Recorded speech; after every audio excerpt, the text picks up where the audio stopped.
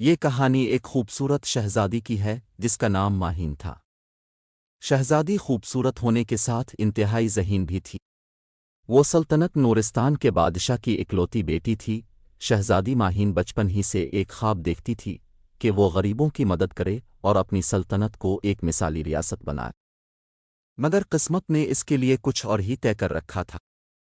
جب وہ 16 برس کی ہوئی، دشمن سلطنت نے نورستان پر حملہ کر دیا اور اس کے والد بادشاہ ظہیر کو قید کر لیا گیا۔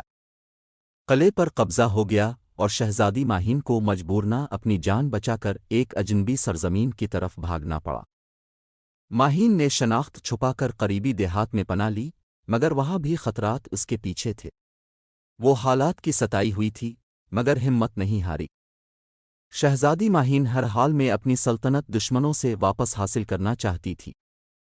ایک دن اسے خبر ملی کہ ایک بہادر شہزادہ تیمور دشمن سے بغاوت کی تیاری کر رہا ہے۔ ماہین نے ایک جنگجو کی طرح تیمور کا اعتماد جیتا اور اپنی شناخت چھپاتے ہوئے اس کے ساتھ مل کر سلطنت واپس لینے کی منصوبہ بندی شروع کی۔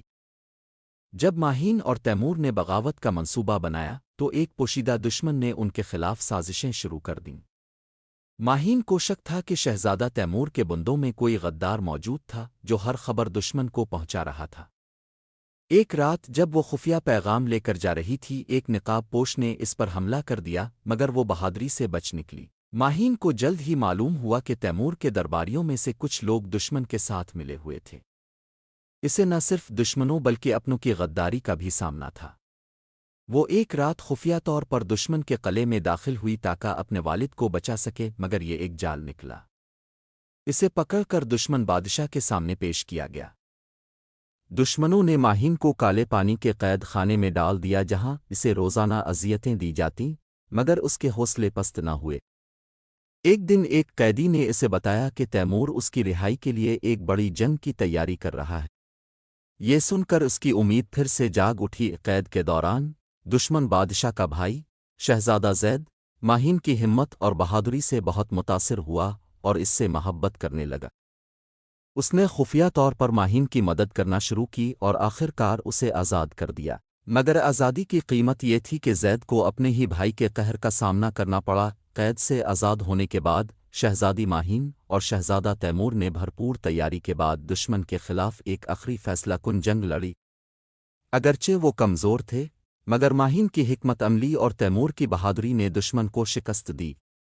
آخر کار وہ اپنی سلطنت واپس لینے میں کامیاب ہوئی اور نورستان آزاد ہو گیا۔ شہزادی ماہین ایک دانشمند اور بہادر حکمران کے طور پر تخت پر بیٹھی۔ ماہین نے اپنے والد کو قید سے آزاد کیا مگر وہ جانتی تھی کہ سلطنت کو نئے چیلنجز کا سامنا ہے۔ اس نے تیمور کے ساتھ مل کر نورستان کو ایک عظیم سلطنت بنانے کی ٹھانی۔ زید کو جلا وطن کر دیا گیا مگر ماہین ہمیشہ اس کے احسان کو یاد رکھتی رہی۔ شہزادی ماہین کی آزمائشوں نے اسے نہ صرف ایک بہتر حکمران بنایا بلکہ اسے سکھایا کہ بہادری، عقل اور محبت ہی سچی طاقت ہے۔ اس کی کہانی ہمیشہ نورستان میں سنائی جاتی رہی تاکہ ہر نسل یہ جان سکے کہ اصل حکمرانی دلوں کو جیتنے میں ہے، نہ کہ صرف تخت پر بیٹھنے میں۔ یہ کہانی ہمت، صبر اور عزم کی علامت ہے جو دکھاتی ہے کہ مشکلات کے باوجود خوابوں کی تعبیر ممکن ہے۔